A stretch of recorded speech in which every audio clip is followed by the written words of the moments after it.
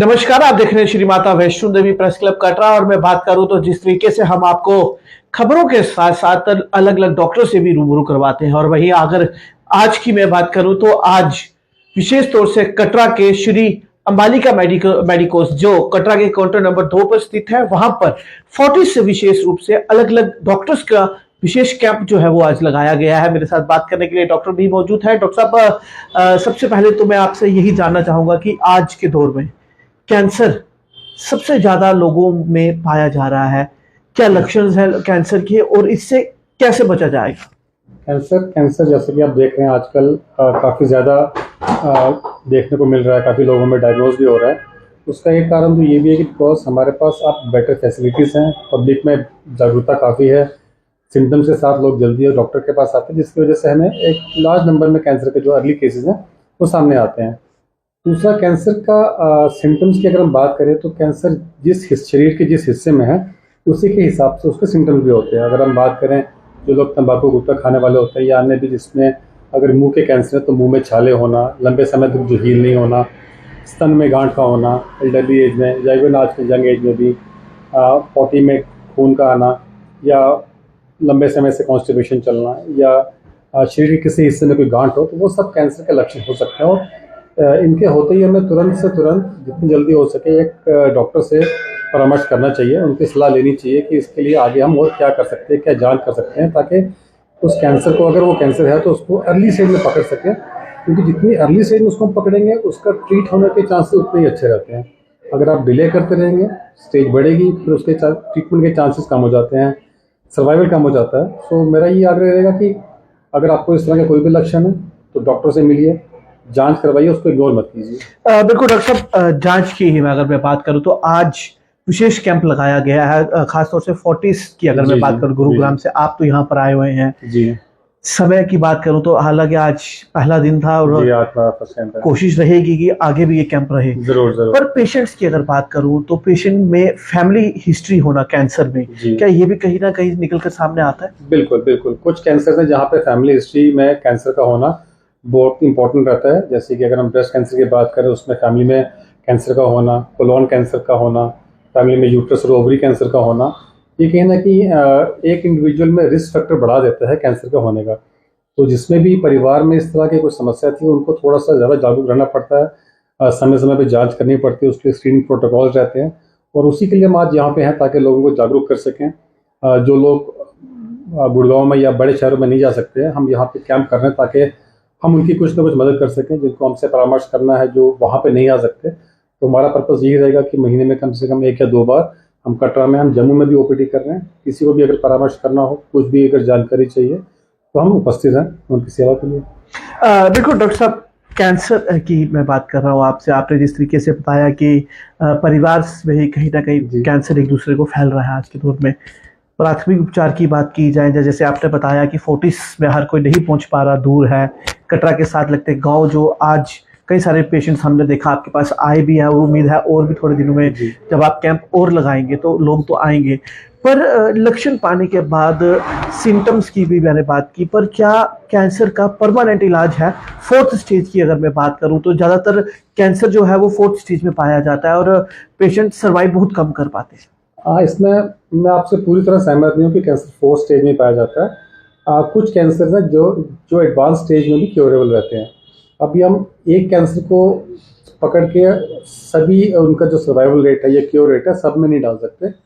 अलग अलग हिस्से का अलग अलग सर्वाइवल रेट है, अलग अलग ट्रीटमेंट है। जैसे अगर हम टेस्टिकुलर कैंसर की बात करें, उसमें स्टेज 4 में भी सर्वाइवल काफ़ी अच्छा है, और अगर पेनक्रियाज की बात करें उसमें अर्ली स्टेज में भी सर्वाइवल इतना अच्छा नहीं है। तो ये अलग अलग हिस्से का कैंसर पे डिपेंड करते हैं कि हम किस हिस्से के कैंसर से डील कर रहे हैं। कुछ एक फिगर देना कि कैंसर का ट्रीटमेंट हो सकता है वो सही नहीं रहेगा, लेकिन हाँ, आज की डेट में कैंसर का बहुत अच्छा इलाज है। आज से अगर 10-15 साल पहले की बात करें, अभी तक बहुत रिसर्च हो गई है, हम बहुत अच्छे नंबर ऑफ केसेस को हम क्योर करके घर भेजते हैं। बिल्कुल, मेरे साथ डॉक्टर भी मौजूद थे, और खास तौर से कैंसर की अगर मैं बात करूं तो अगर समय पे कैंसर को पकड़ा जाए तो समय पे उसका इलाज भी पॉसिबल है। डॉक्टर की बात करूं तो अंबिका डॉक्टर आज मौजूद है आप लोग आकर स्वास्थ्य की जांच यहाँ पर जरूर करवाएं। डॉक्टर मेरे साथ मौजूद है और फोर्टिस से विशेष तौर से कटरा में आए हुए हैं।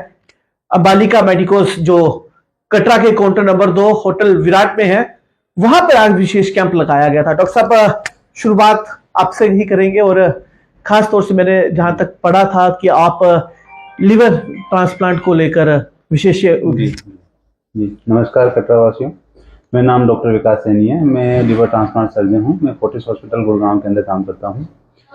जो लीवर एक हमारे शरीर का बहुत ही इम्पोर्टेंट ऑर्गन है और इससे रिलेटेड बहुत सारी प्रॉब्लम्स हैं जो लोग फेस करते रहते हैं, जैसे कि फैटी लीवर का होना। इसकी बहुत सारी स्टेज होती हैं, जिसकी वजह से जो फैटी लीवर होता है वो आगे जाके लीवर सिरोसिस और फाइब्रोसिस और सिरोसिस के अंदर कन्वर्ट हो जाता है और बड़ी प्रॉब्लम क्रिएट करता है। उसके अलावा बहुत से लोग हैं जो अल्कोहल का कंजम्पशन करते हैं, ड्रिंकिंग की हैबिट रहती है, उस वजह से भी लीवर में प्रॉब्लम होती रहती है। जो पेशेंट है जिनको फैटी लीवर हो, अगर सही टाइम पे ध्यान न दें और जो फैटी लीवर अगर इसी तरह से बढ़ता रहेगा तो कुछ समय के बाद में, जैसे 5-7 साल 10 साल के बाद में जो फैटी लीवर है वो सिरोसिस में कन्वर्ट हो जाएगा। उसकी वजह से जो अंदर है पोर्टल हाइपरटेंशन वगैरह बन जाता है और उसके लीवर डिजीज़ के लक्षण आने शुरू हो जाते हैं, जैसे कि जॉन्डिस होना, पेट में पानी बनना, पाँव में सूजन आना, शरीर में बहुत कमजोरी होना, रात में नींद नहीं आना, दिन के टाइम नींद ज़्यादा आना या फिर चीज़ों को भूल जाना। और कभी कभी तो ये लक्षण इतने ज़्यादा हो जाते हैं कि उसकी वजह से ब्लीडिंग हो सकती है। ब्लीडिंग में अचानक से बहुत सीवियर ब्लीडिंग हो तो बड़ी प्रॉब्लम होती है, इमरजेंसी के अंदर जाना पड़ता है, आईसीयू के अंदर एडमिशन लग जाता है कई बार। और जो लीवर से रिलेटेड जो प्रॉब्लम्स हो आगे जाके दूसरे ऑर्गन को भी इफेक्ट करती है। अगर ये डिजीज़ सही टाइम पे ट्रीट नहीं की जाए तो ये दूसरे ऑर्गन को भी खराब करती है, जैसे कि किडनी वो ऑर्गन है जो कि बहुत जल्दी लीवर प्रॉब्लम के साथ में खराब होती है। बिल्कुल डॉक्टर साहब, ये तो बात रही शुरुआती दौर की। अगर मैं बात करूं तो आज के दौर में डॉक्टर कभी भी जैसे लीवर के लिए बोलता है तो आमतौर पे लोगों का लीवर बी ग्रेड आता है, फैटी लीवर आता है। वो क्या कारण है कि क्यों शुरुआती दौर में फैटी लीवर जो है वो बी ग्रेड पे आ जाता है? आपने जिस तरीके से बताया कि अगर समय में नहीं जांच करवाई जाए तो वो लक्षण बढ़ जाएंगे, पर मैक्सिमम अगर आज की डेट में अगर आप 100 में से भी एवरेज निकालोगे तो 70 to 75% फैटी लीवर आता है। सर, मैं आपकी बात से पूरी सहमत हूँ, क्योंकि जो फैटी लीवर है वो कहीं ना कहीं हमारे जो खाने पीने की हैबिट्स हैं उसके साथ में चेंज है। और बाकी खाना पीना भी अच्छा नहीं है, मिलावटी वाला खाना रहता है और जो हम फास्ट फूड हो गए, स्पाइसी फूड हो गए, इन सब चीज़ों की वजह से लीवर पे स्ट्रेस आता है। जो भी हम खाते हैं वो अंदर जाके लीवर ही वो ऑर्गन है जो कि उसको डाइजेशन का काम करता है, तो पूरा स्ट्रेस लीवर पे जाता है और उस वजह से धीरे धीरे करके लीवर फैटी लीवर में कन्वर्ट हो जाता है। बी ग्रेड के बाद अगर मैं बात करूं तो कितना ज़्यादा रिस्की, जो मतलब पता चलेगा कि नहीं अब हमें जो है लीवर ट्रांसप्लांट ही कराना पड़ेगा? हालांकि आपने शुरुआती तौर पे बताया कि 5 या 6 साल के बाद का समय एक टाइम पे आ जाता है, पर लोग आज की डेट में फाइनेंशियल की अगर मैं बात करूं तो पैसा भी बहुत लगता है। अगर आप किसी बड़े हॉस्पिटल में जा रहे हैं तो वहाँ पे ट्रीटमेंट तो होगा, बट पैसे की बात करूं तो वो ज़्यादा लगेगा। कैसे बचा जा सकेगा और क्या लक्षण ऐसे आ जाते हैं कि जब हमें लगेगा कि नहीं अब ट्रांसप्लांट ही होगा? देखिए, सारे जो फैटी लीवर वाले पेशेंट हैं, पहली चीज़ तो ये नहीं है कि सब पेशेंट्स को आगे जाके ट्रांसप्लांट की ज़रूरत होगी। फैटी लीवर को वापस फिर से नॉर्मल लीवर में कन्वर्ट किया जा सकता है अगर हम अपनी हैबिट्स सुधार लें, ये सब चीज़ अवॉइड करें, अल्कोहल अवॉइड करें, डाइट को ठीक करें, हेल्दी लाइफस्टाइल अपनाएं, फिजिकल एक्टिविटी बढ़ाएं, तो जो फैटी लीवर है उसको फिर से नॉर्मल लीवर में कन्वर्ट किया जा सकता है।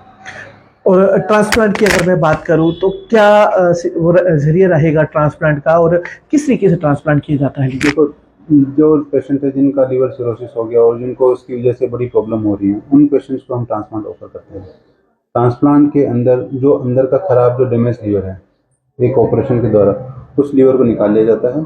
घर का फैमिली मेम्बर कोई एक पर्सन होगा, उसके जो नॉर्मल लीवर है उनका एक पोर्शन उनका कट करके वापस जो पेशेंट है उनकी बॉडी में फिर से लगा दिया जाता है और जो खून की नसें हैं उनको आपस में जोड़ देते हैं, जो लीवर से जो पित्त की नलियाँ उनको आपस में जोड़ते हैं, ताकि वो पहले की तरह उनके अंदर डाइजेशन का सिस्टम पूरा स्टेब्लिश हो सके। डॉक्टर साहब, कितना समय लग जाता है अगर पेशेंट को लीवर ट्रांसप्लांट के लिए, जैसे अब आपने कहा कि दूसरे फैमिली मेम्बर का लीवर जो है वो उसमें पार्ट लगा देंगे, सर्वाइव करने के लिए कितना समय लगता है और एक वापिस उस रूटीन में आना? क्या जो दवाइयाँ हैं वो परमानेंट रहेंगी या एक समय आएगा कि जब वो बंद हो जाएंगी? देखो, इसमें दोनों चीज़ें हैं। एक तो है जो डोनर है उनके बारे में हम बात करते हैं और एक है जो पेशेंट उनके बारे में बात करते हैं। तो जो डोनर होते हैं जब डोनेट करते हैं अपने लीवर का एक हिस्सा, हमारे लीवर की कैपेसिटी जो है फिर से ग्रोथ करने की बहुत कैपेसिटी है। अगर आप 1% लीवर डोनेट कर देते हो तो करीब करीब 1.5 से 2 महीने में वो जो बचा हुआ जो लीवर का हिस्सा है फिर से ग्रोथ करके पहले की तरह साइज में हो जाता है। और डोनर को किसी भी तरह की कोई दिक्कत नहीं है, वो अपनी लाइफ पहले जैसे ऑपरेशन से पहले जिस तरह से जी रहे थे बाद में भी वैसे ही कंटिन्यू कर सकते हैं, किसी तरह का कोई परहेज करने की जरूरत नहीं है। जो पेशेंट है उनको जब वो ग्राफ्ट लगता है तो उनकी बॉडी उस ग्राफ्ट को रिजेक्ट करने की कोशिश करती है, तो उसको रोकने के लिए हमें कुछ दवाइयाँ देनी पड़ती हैं जिससे कि वो रिजेक्शन की जो प्रोसेस है वो न हो पाए, और ये दवाइयाँ लाइफ लॉन्ग चलेंगी। ठीक है, इस दवाइयों की वजह से इम्यूनिटी कम हो जाती है तो उससे वो ग्राफ्ट सर्वाइवल के चांसेस बढ़ जाएंगे। बट थोड़ा सा उसमें दिक्कत ये है कि थोड़ी सी परहेज रखनी पड़ती है, जैसे इन्फेक्शन का जो रिस्क होता है उसके वो लिए बढ़ेगा। हाँ वो बढ़ेगा डेफिनेटली। अगर इम्यूनिटी किसी की कम होगी तो उसमें इन्फेक्शन रिस्क बढ़ेगा, बट इसका मतलब ये नहीं कि सबको इन्फेक्शन हो जाएगा। कुछ अगर हम परहेज रखें तो हम इन्फेक्शन को अवॉइड कर सकते हैं, जैसे मास्क लगा के रहना, प्रॉपर हैंड वॉशिंग हो, खाना जो है घर का बना हुआ खाना खाएं, बाहर का ना खाएं, वो सब अवॉइड करें, और जो क्राउडेड प्लेस में जाने से अवॉइड करें। और जो इन्फेक्शन का रिस्क है वो भी शुरू के 6 महीने में सबसे ज़्यादा है। 6 महीने के बाद में ये रिस्क नॉर्मल पर्सन से तो ज़्यादा रहता है पर पहले से कम हो जाता है। बिल्कुल डॉक्टर साहब, ये तो रही बात लीवर की, लीवर ट्रांसप्लांट की, लीवर फैटी की। मैं बात करूं जैसे सर्वाइवल की, तो कितना ज्यादा परसेंटेज रहती है इसमें लीवर ट्रांसप्लांट के बाद में जो मीडियन सर्वाइवल रेट है वो करीब करीब 90 से 95% के बीच में है। ठीक है, तो इसका मतलब ये है कि एक पर्सन जिसका लीवर ट्रांसप्लांट हो गया वो ठीक 95% तक चांस है कि वो ठीक होकर अपने घर चला वापिस जाएगा। आएगा। बिल्कुल डॉक्टर साहब, ओपीडी की अगर मैं बात करूं तो आज पहला कैंप था फोर्टिस की तरफ से जी, कटरा में, बिल्कुल, हाँ। और पहली बार ये कैंप भी लगाया गया।